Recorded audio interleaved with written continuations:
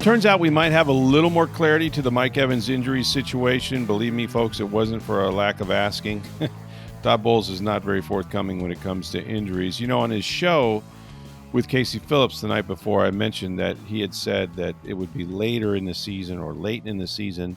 And he even said we may have to go deep in the playoffs before we see Mike Evans. And that kind of raised some flags. I asked Bowles about it a little bit on Wednesday, and he didn't really get specific or even repeat what he had said on the radio. And then come to find out shortly after his press conference that Mike Evans has elected to have surgery on his broken right collarbone. And it's in the hopes that it could help him return, even more quickly. I thought that if he had surgery, that might mean it's displaced, might mean it's going to take longer. I've talked to some doctors since then and others, and it turns out that it may actually get him back, as fast as he can possibly do. One thing it does is I guess the broken clavicle is very painful. Your shoulder, every movement you make with your shoulder is with that clavicle. And if there are some bones that are, either displaced or there's some fractures in there, it can, you can't really do anything with your arm. So it's immobilized, but it's fairly painful. By going in there and, sort of putting some hardware in there or just, making it more stable, it actually takes away some of that pain, and it can make those fractures heal a little better and actually bring you back faster. So as I was told by a member of the Bucs organization, that he's doing this so he can actually get back a little quicker. We're still looking at a minimum, I think, of 8 weeks, which would, we're going into week 8 of the NFL. Week 8 of the NFL. So it'd be 16-ish. 16, which means there's 18 weeks in the regular season, 19 weeks overall because of the bye. 18 weeks overall because of the bye. Yeah, it'd be the last 2 to 3 games. Yeah, so 2 to 3 games of the regular season. Certainly the playoffs would seem to be in play, even if he needed a week or two to ramp up before he could actually play, because he's not going to be doing a lot. It's reasonable to think that you could see him first round of the playoffs if the healing takes place that way. Frankly, I don't think you count on him. I think it's a big bonus. To me, it's very similar, totally different injury and a longer recovery period. But, look, I am convinced the Bucs do not make it to the Super Bowl. They lose to Green Bay Packers. Had Vita Vea not come back from a broken leg he got in Chicago, and he made it back to be active in the NFC Championship game. He missed the first, 2 playoff games, and he came back in the NFC Championship, did not record a stat, played 33 snaps, pushed the pocket so hard in the middle that Aaron Rodgers, when he was flush right, flush left, got sacked 5 times by JPP and Shaq Barrett. So, you say, well, what's the point if he misses the rest of the season? Well, because guys can have big performances in playoff games, and you'd rather have them than not. So, his season's not totally over, although I'm skeptical that that he'll make it back by the end of the year. But they seem to be fairly confident that if he does this surgery, which he is in fact doing, that will kind of expedite things a little bit. So, even Bowles says, look, it's going to be touch and go. He says, we'll see as we get towards the end of the year. It's definitely going to be at the end of the year, hopefully a little bit before that. But if we get to the playoffs, we'll go from there, and maybe it'll be in the playoffs. So that's sort of where he's at, which means, they can't really sustain many more injuries to their receiver position, although, also going to be out again this week is Chris Godwin with the fibula. Jalen McMillan isn't back yet with the neck injury. Fortunately, Emeka Egbuka returned, from the hamstring last week. He wasn't as dynamic he had been in the past, but he did catch 4 passes for 58 yards. He had 12 targets, including a 30-yarder. And it's going to mean, more contributions from Sterling Shepard and the rookie, Tez Johnson, who had his second touchdown in as many games, which was big. It's going to be big for them. So, Baker Mayfield, they played without Mike now, really for the most part, parts of about 4 games, all are parts of 4 games. It sucks. As Baker says, it's unfortunate, especially Mike, being the guy that's the leader of the whole organization. And, it's tough to fill his shoes and all that sort of thing. but at least you have some idea of, you know, where he's at with this injury. And it's, it was such a crazy fall, really. I still think the turf was involved in that. He came down on his shoulder. He absolutely lost consciousness, like he's knocked out. Well, I think the turf definitely had something to do with that. It may Yeah. not have had to do But with you the know what? clavicle, I but saw. I'm not I saying it saw. doesn't. I'm saying, the concussion, I definitely think the turf had Well, part of about the concussion, there was a play earlier that I have seen on tape it. where he catches a ball near the sideline and goes out of bounds, and he slams his back of his head on the turf. Yep. So this may have been compounded type head injury, Yep. where he had kind of, scrambled himself a little bit on this first catch where he got, and it actually looks like he hits the ground harder on the first catch out of bounds than he does on the one that he actually got concussed on. But it could have been a cumulative thing where he got hit twice in the head, kind of in the same spot where he fell backwards. And the second one put him to sleep. I mean, the close-ups I've seen on camera and the replays I've looked at, like they had to wake him up. He was groggy, in pain, all those things. I hear he's doing much better, which is great. He's got two problems, obviously, one that's not going to go away for weeks, hopefully one that will go away pretty soon. And he won't get to play one of his favorite teams, which is in New Orleans. I mean, Marshawn Lynch isn't there anymore, so that's unfortunate. Marshawn Lattimore. Or Lattimore, sorry. I always call him Marshawn Lynch. They're too close together. Marshawn Lattimore. Get your mentals and your paper. Get your mentals in your paper is what that's what they used to say. Lynch would say. Yeah. So hey, a lot to be learned from that game. We talked to Baker Mayfield, who, acknowledged that he was not on his best game. He was off, and there was a lot of reasons for that. And he credited obviously Detroit's defense for putting pressure on him and getting pressure inside where he couldn't step up, and he had the edge rushers were kind of forcing him not to get outside and scramble and do certain things. And it just was a bad day all around. It was a bad day all around. The Lions made them look bad. They beat them in every way you can beat a football team, at the point of attack. Your defense gave up some big plays. I think the defense kept them in it for a while in the special teams, but they just couldn't get anything going consistently. And a lot of that was, in retrospect, and we talked about this already, but Todd Bowles acknowledged again that you cannot come out of that game with 12 rushing attempts. It was 14-3 at halftime. You are not out of that football game. And, and yet, they sort of played like they were, and they did have late in the game a 19 play drive that did not produce points and stuff like that. So this week at New Orleans, you got to kind of like flush that one, and you've got two losses, and you got to go down to New Orleans and find a way to get a win.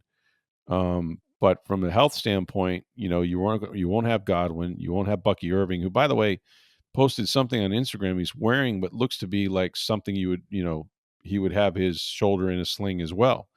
And he has the shoulder and the foot injury. So I've not even laid eyes on Bucky for several weeks now.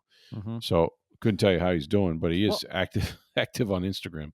And with the bye next week, it makes sense to hold those guys out too, even if they were close to coming back, or maybe, I mean, if they're 100%, they're back, of course. But if it's even questionable at this point, give them the extra week. Sure. And go through the bye week and then evaluate at that point, which makes perfect sense. If you think about it, for all those guys, right? They'll have all of this week. Yep. They'll have all of the bye week, and then even though they may be practicing, they won't have to play a game really for 3 weeks. Yep. So for a lot of these guys at that point, Bucky Irving would have been about like 6 weeks. They should be healed up by then. Some of those guys should be coming back. Still don't know about McMillan. I had someone ask about him today, and they said, they were like, well, he should be back after the bye, right? And I went, well, we haven't seen him yet. So, well, Light insists that he never said that. Like, I've known somebody that talked to Jason. Like, there was my understanding was it was like, yeah, it'll be sometime after the bye. Yeah, right? Correct. Yeah, I didn't mean to say that. Thought it was like the week after the bye, but it would be at least past the bye week before we see him. Yeah, and I think it may be. This is me talking. Yeah. I think it may be as late as December. Sure. I think he may miss another month. Now, the reason I say that, and I have nothing to debate, I have no empirical doctors telling me this or not, but I have heard, and I hate to spread rumors on this very respected podcast. But Well, it's here the we most go. popular one in Florida. So Yeah, here we go. That maybe not after this statement, but that in addition, like what happened with McMillan, he obviously had a severe neck sprain. If you saw the play, it was like yes, the dreaded hospital ball where he landed on top of his head and his neck bent sideways. That there may have been not damage, but some concern, some arterial concern, like your arteries, in the sense that he may have had or may need to go on, have gone on blood thinners. And if you're on those, you obviously can't play football. And when you get off of them, you have to be off of them for a number of weeks. If that's the case. Now, I can't tell you that is in fact it. I could just be complete misinformation, which happens in this business. But it would make sense a little bit, right? yeah. But But also, when you have an injury like that in your neck and head, and you just don't know the time. I mean, it's easy to say, well, we think it'll be a month or two or whatever it is. yeah. But man, when it comes to neck, head, brain, like you just don't know. Like you Yeah. have to kind of let it play out. Yeah. And you can't really set a hard timeline for that stuff. I know people want that now. It's like somebody's injured and you want to know exactly, like the Mike Evans thing. I saw people online like, well, that injury is 6 to 8 weeks. And then when it says, well, maybe it's going to be an extra month. What? It was 6 to 8 weeks. What changed? Well, nothing changed. Like you have to evaluate an injury. You have to, like, right. every injury is a little different. Everybody's different. And, Mike had surgery. How did the surgery go? We don't know that answer yet. Like nobody does. Like, there's no hard timelines with injuries. People want to think there is, and probably for fantasy and betting and whatever other reasons. But, if concussions, we know some concussions, you can come back in a couple of days. Others take weeks. That's true. And Luke Gedicke last year missed a month. Right. I mean, Mike has a concussion right now. We don't, and if he actually had it earlier in the game and then hit his head on that play again and knocked himself out, like that may be worse and it could take longer. And you just don't know those things. Like that's right. And I know for in the NFL releases injury reports and that, but like every injury's there's timelines for things, but you have a little, Shane McClanahan came back from Tommy John surgery, but then had nerve issues. Mm-hmm. Is that from the surgery? Is it from, we don't know, but complications arise. Yeah. Things happen that, you just have to kind of play it here. And you have to hope that the players being honest with the doctors and the team's doing right by the players as well. Yeah.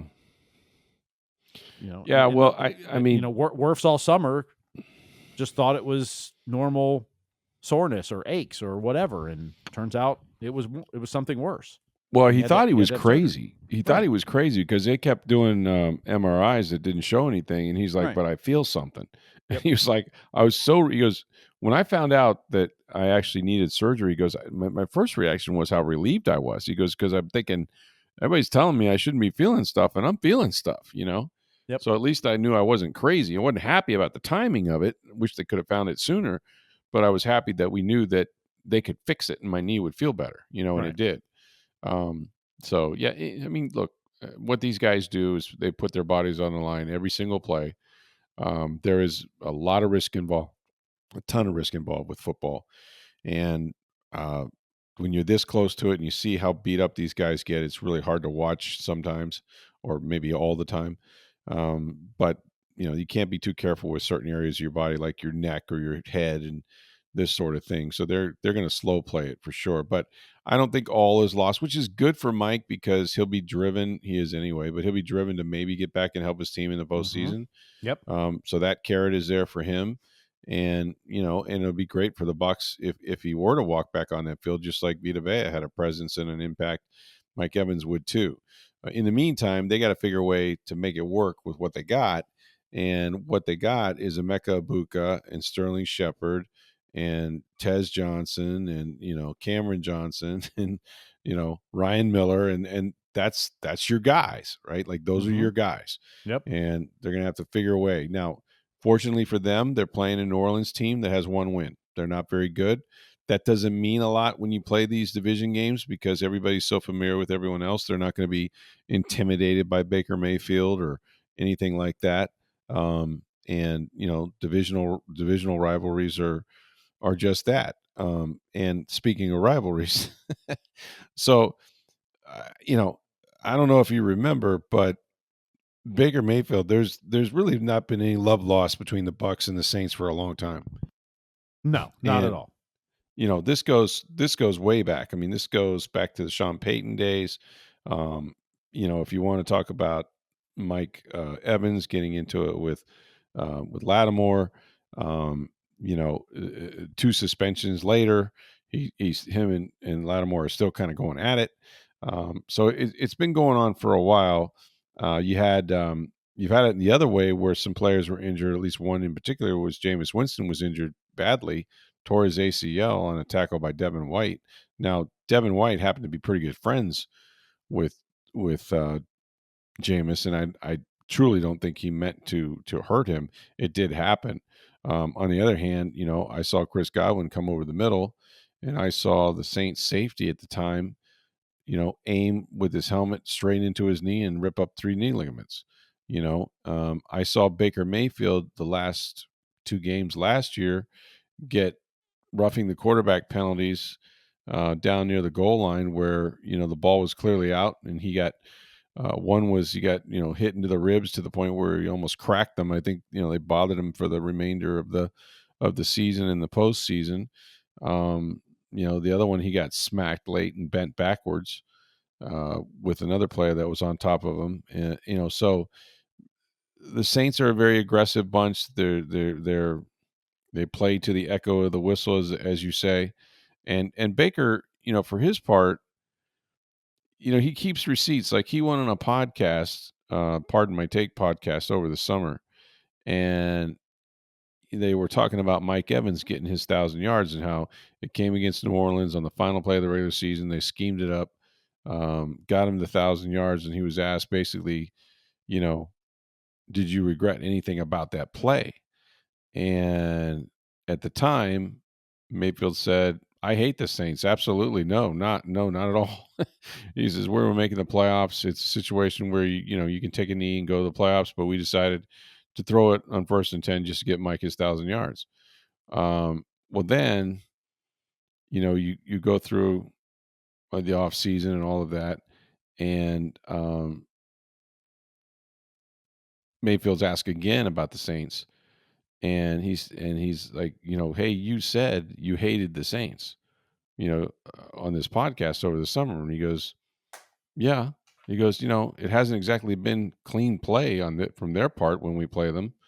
It's a physical game. It is what it is. You expected a division rival, but not much else needs to be said besides the fact that I don't like them. When you say someone is not engaged in clean play, you're talking about dirty play. And in particular, the dirty play he's talking about are the late hits he got, last season near the goal line both times.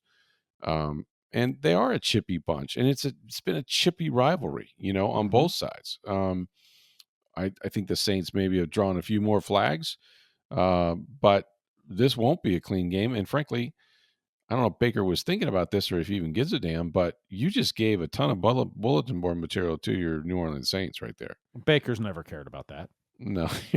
What am I saying, right? Like, the dude's planting flags at this center of Ohio State and stuff like that. No, he doesn't. He's not. He speaks his mind, says what he feels, and he doesn't care about if that fires the other team up.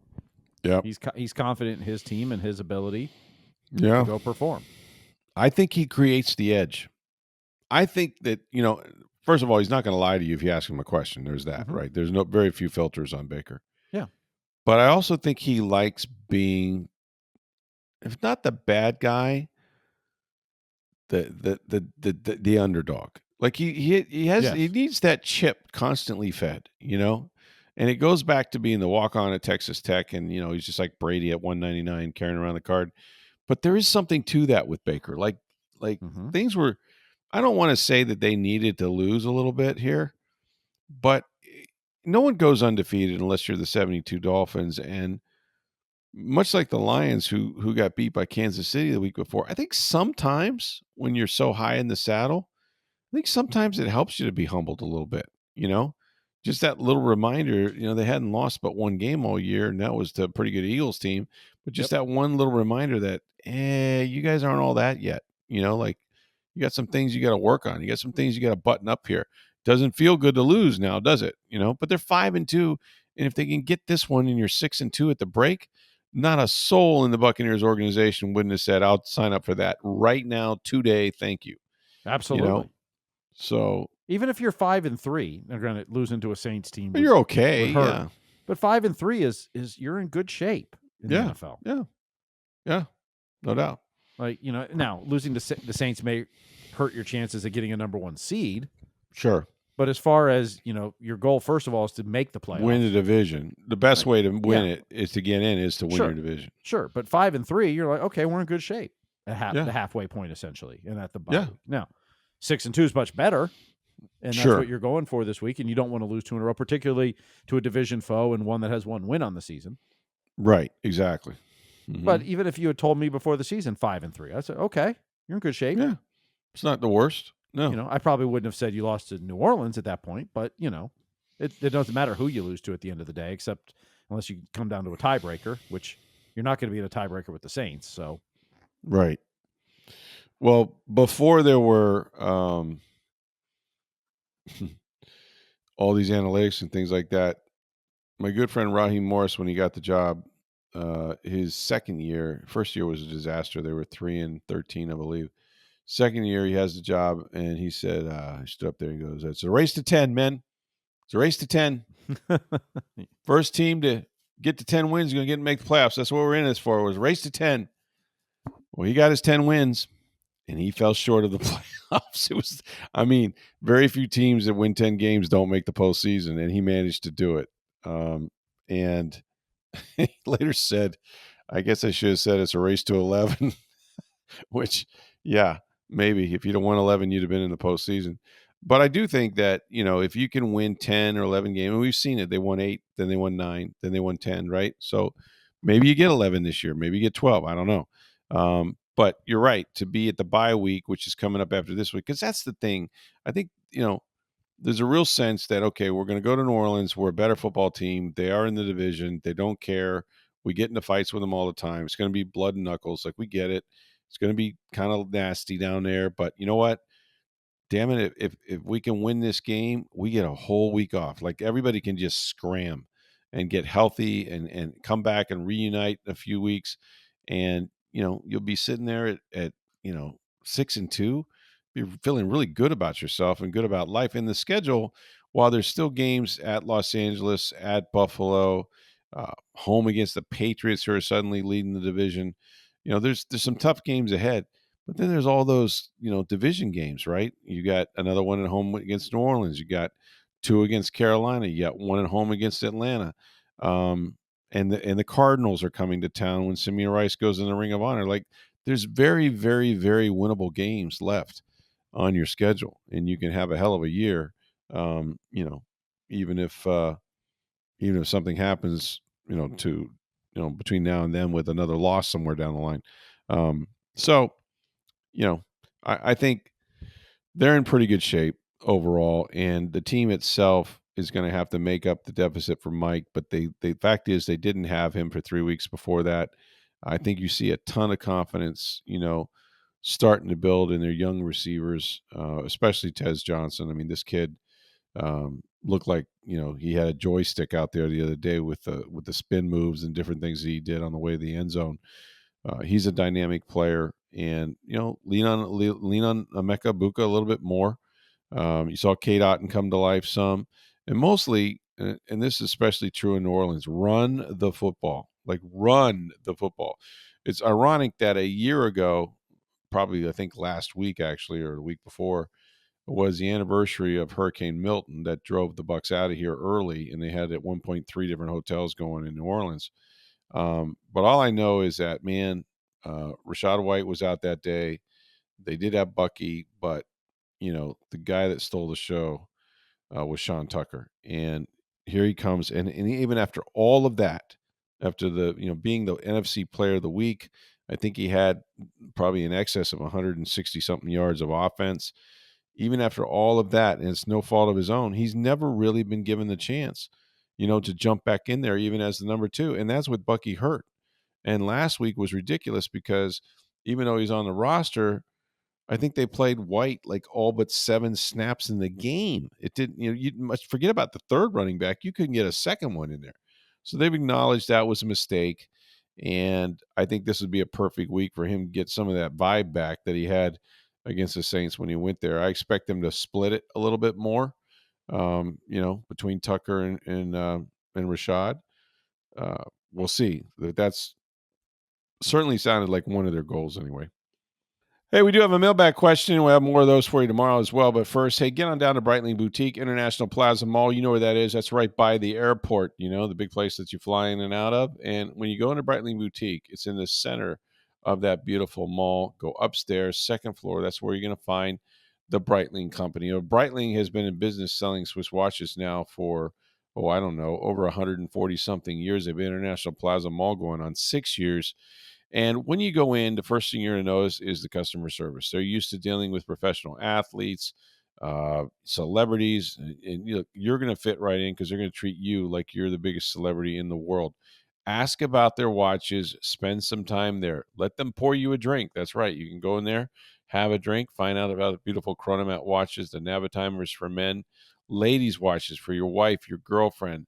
These are sports watches. They're incredibly durable, and they come with a whole different array of colored wristbands. And while supplies last, and that's the key thing, the Breitling Company is doing a deal with the NFL to commemorate their 104th year anniversary. All 32 NFL teams have their own personalized team watch in the color of the team, the logo, all of that.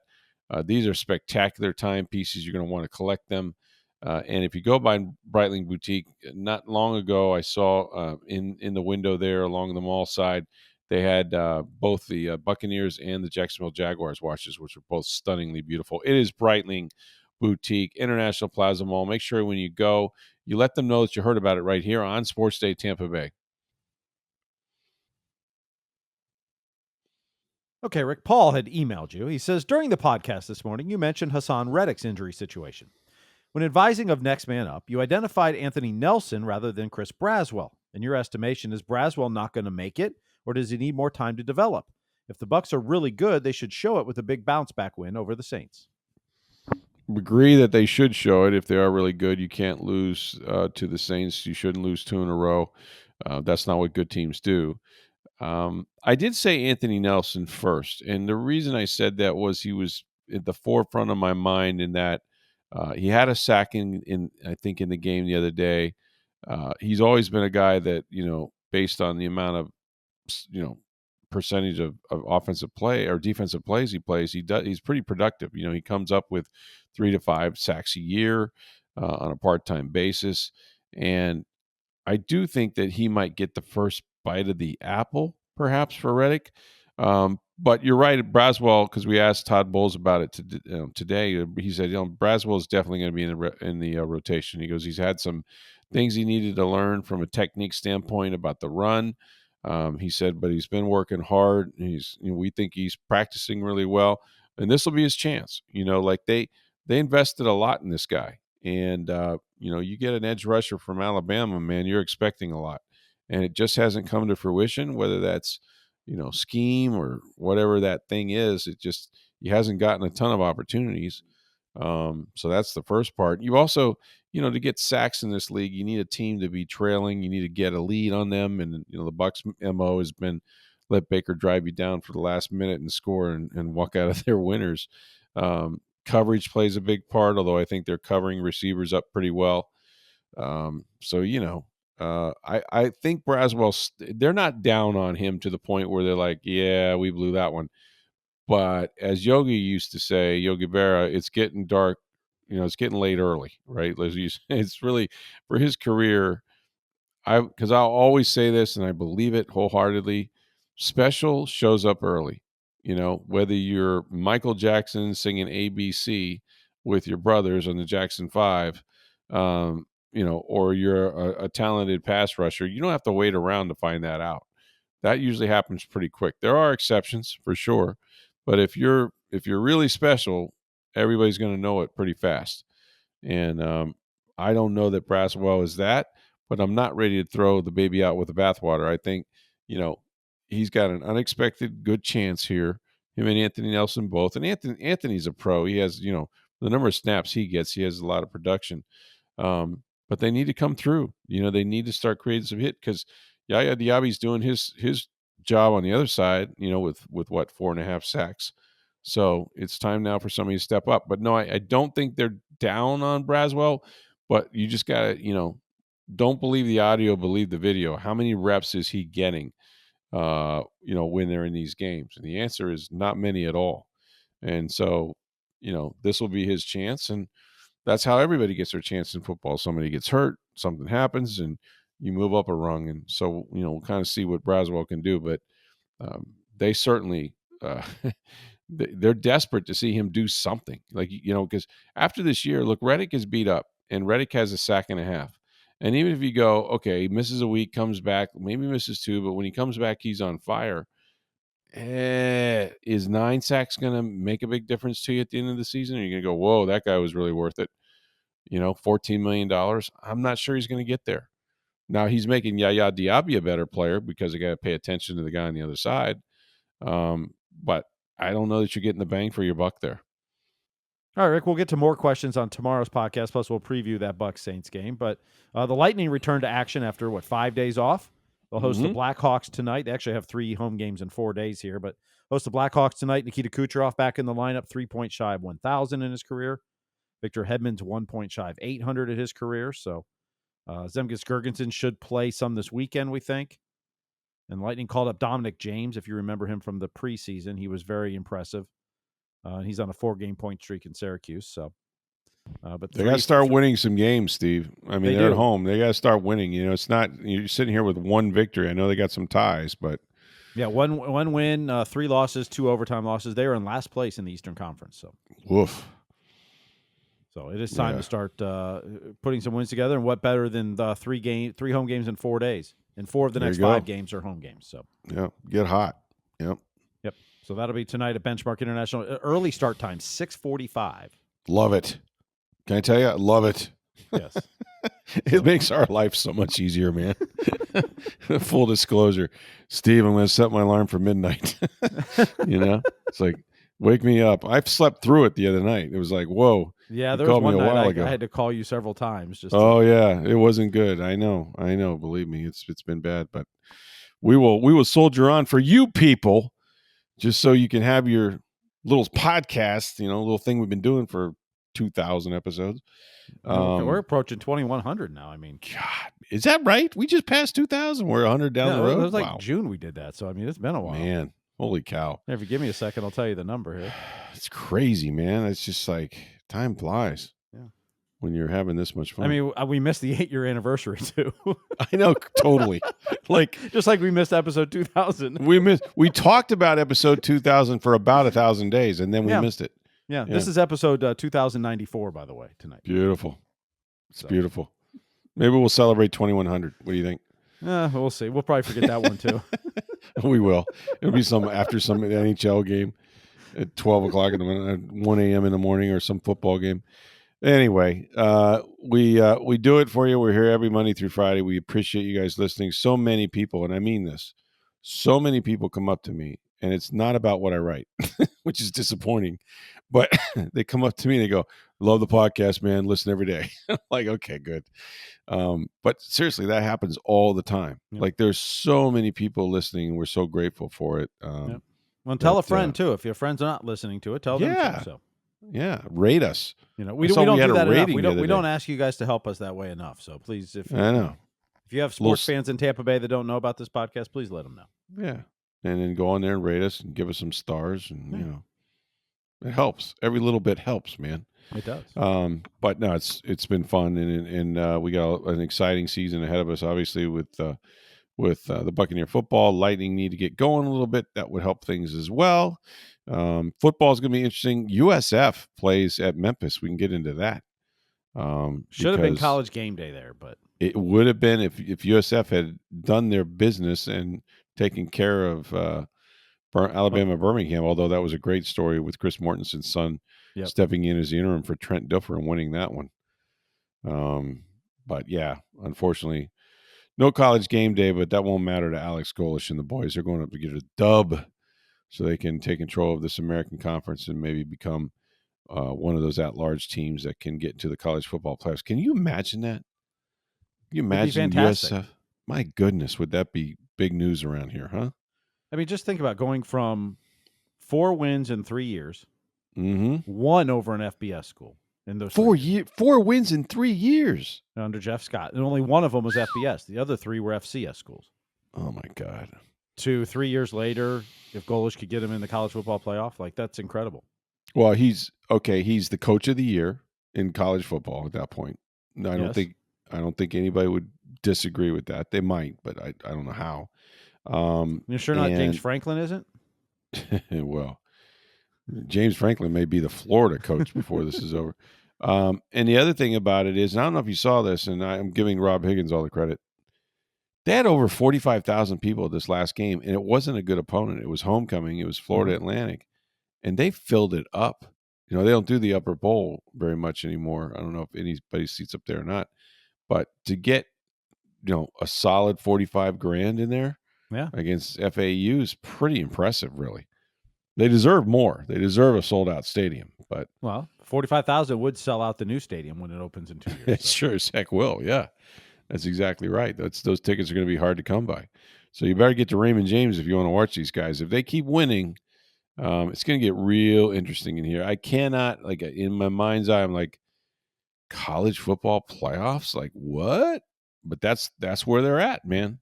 It's exactly where they're at. They control their own destiny. They win the American, they will be the, barring, they don't have 2 or 3 losses along the way, more on the way. Agree. They win the American. I think even if they have one more loss, if they win the American Conference, the conference tournament, or the conference championship game, they'll be in the college football playoff, I believe. Now, what if your quarterback gets hurt on the last game? Well, remember that. So in this case, though, I'm just saying. So they didn't, but Florida State did not. Florida State would like to have a word. No, they didn't. You're right. They were. Now with the expanded playoff, the top 5 conference champions, ranked wise, make the playoff. Yeah. Presumably, that's Big 10, SEC, Big 12, ACC, and then the non-Power 4 school. So presumably, USF would be the highest at that point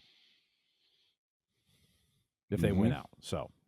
It's not the same as what happened with Jordan Travis in Florida State. No, I know. I was trying to make a joke. It really wasn't a good false equivalency there, but still. I can't imagine. They may not host a game. We'll see. But what if they'll probably be on the road. But but still, man, USF in the college football playoffs would. Whoever they play might rather play here. I mean, would you rather come to Tampa in December than play, somewhere up north? Heck yeah. Yeah, bring the fan base down, man. It'd feel like a bowl game. I mean, it would be great. It would. It'd be awesome. I mean, seriously, it would. So they're that close, but then it's college football. It's 18 to 20-year-old guys. I'm like, go ahead. No, I was listening to Mike Norvell try to explain how they went out to Stanford and lost, and how did you think this was possible? And he's like, yeah, I thought it was possible. But Norvell gives me this feeling of dead man walking, man. He's just a couple weeks behind, the Florida Gators at this point. Like, I don't see how he keeps his job after this. I could be, the buyout is huge, so I could be wrong as rain. I think that's the only way it that may save him, right? The boosters just don't want to pony up. Yeah. I could see that. And yet they asked him, they go, well, how can you beat Alabama? Right? You started the season, you I believe I watched that game. You beat Alabama. And now you can't win a game? You always say week one's a liar. Well, in the NFL, it certainly is. It turns out it might be in college football too. And basically what Norvell said was, he goes, well, yeah, and Alabama hasn't lost to anybody since we beat them. So they were pretty good, You gotta start winning. It's gotta be winning time for Mike Norvell now, man. Like, you can't go through this. I hate that there's going to be a lot of uncertainty in college football. And by the way, don't think they won't be coming for Golish, because they will. And I know what he said. I know 5 minutes of, hey, I wasn't looking for a job when I got this one. Okay, all right, big guy. No, this one is the one. That's the only time he was looking for one. Oh, that's right. That's what. Yeah, this is the only job he was looking for. Yeah, right. Now that he has it, but if I'm a US alum or USF alum, I'm be like, dude, don't take the coach. And if you do take the coach, please don't take the quarterback too. If you get USF to the playoff and the coach goes, thank you. Well, you got to say thank you, but don't you also say don't take our quarterback? Sure. I mean, I'd be disappointed if Alex left and if Byron Brown left, but it is what it is. You're not a Power 4 school, and you took them in 3 years from a team that, like I said, had won 4 games in 3 seasons, one against an FBS school, and in 3 years you took it to the college football playoff. Pretty impressive, yeah. That's phenomenal. Yeah, you couldn't have asked for better. Which guy do you feel better about, Jeff Scott or this guy? Yeah, I mean, you always say when a coach leaves, particularly you're not a Power 4 school, so it is a stepping stone school. Sure. I mean, that's what the job is. Let's not kid ourselves. But he left. He's going to leave it if it happens in a much better place, much better place. No doubt. And by making the playoff in that, as the next round of realignment happens, and you got a stadium coming, and USF's in a good position. Yeah. They're going to end up in a big conference, whether that's the ACC or the SEC or the Big Ten. I don't know, but they're going to end up in a big conference. And they need to. If Alex Golesh gets a better offer to go, coach wherever, you can't get mad at it. Do I think he's thinking about that now? No, I don't. But as people, had conversations already with, I'm sure. I'm sure Florida's reached out. I'm sure. Yeah. Penn State's reached out. I'm sure, all these schools. Yep. He'll be a hot number. A hot number, and he's earned it. And, to your point, look where he's, made how much he's made USF more visible, if they do get to college football playoffs. It's an incredible thing to think about, going from 4 wins in 3 years. What? But if you're a fan, don't worry about if Alex Golesh is going to leave at the end of this year. Enjoy this season. Yeah, this is a special year. It's a special year. It may happen, but enjoy this. Yep. I agree. Don't squander this season just because you're worried about next. Yeah. It's a good life philosophy, man. My mom has told me, and she's 98 years old now. Yeah. But she always said, speaking of 98, she always said, son, 98% or 95% of the things you worry about never happen. Yeah. It's just, as you get older, you realize what a waste of time. Just sitting here worried about what if, right? Now, Rob Higgins needs to worry about what if. It's just no way to live. He needs to, but as a fan, enjoy this. Yeah, it's a hell of a ride so far. And like I said, because the many years before these 3 were rough rides for USF. Oh, and how. But you got a new stadium, 45,000 in the house at Raymond James the other night. For FAU, what? I mean, I've heard the stories of when, back in 2006, I wasn't here yet. Yeah. When USF was number 2 in the country. West Virginia game, man. And beat West Virginia, and how crazy this town was for USF, and how to this moment awesome that was the brightest spot in USF's history. Yeah, absolutely. And if Alex Golesh can get you the play, that's where you're at essentially. Yeah. Well, I'll tell you how big it was. I'm not a football fan in terms of college. I don't go sit in stadiums. I just don't do it. Right? I'm spoiled. I'm bougie press box. Right. Yeah. I enjoy football, and I've always enjoyed college football. When USF was going to play West Virginia, okay, I was willing to say, damn it, this is the place to be. This is going to be one hell of a game. And I know Jim Leavitt very well personally. He played for my dad. I'll never forget, he was a hell of a baseball player and a football player too. I watched him walk off from a state tournament in DeLand to get in a car and drive to Missouri, where he was going to be an all big, at that time, Big 8 safety, and led the conference in batting. How's that for a college career? But no, Leavitt had gotten that program to the point where, they were number 2 in the country.